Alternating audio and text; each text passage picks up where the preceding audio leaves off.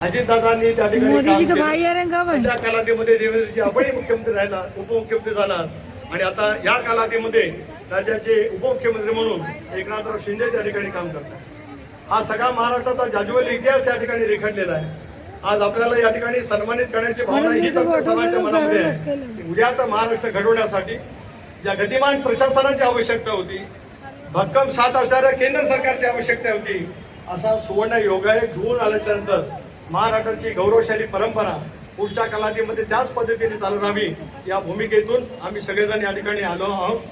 आपण आलात त्याच्याबद्दल आपले आभारही मानतो. आपण नेहमी म्हणतो, भाऊ असो तो सुंदर संपर्की महान प्रिय आमचा महाराष्ट्र महान. हे ज्यावेळेला आपण बोलत असतो त्याला साने गुरुजी म्हणतात, मला सागर भारतो विश्वात सुबली राहतो. याचा अर्थ असा आहे, महाराष्ट्र देश, महाराष्ट्राची भूमी आम्हाला मजबूत करायची आहे, पण महाराष्ट्राबरोबरच देशाला बलशाली करायचा आहे.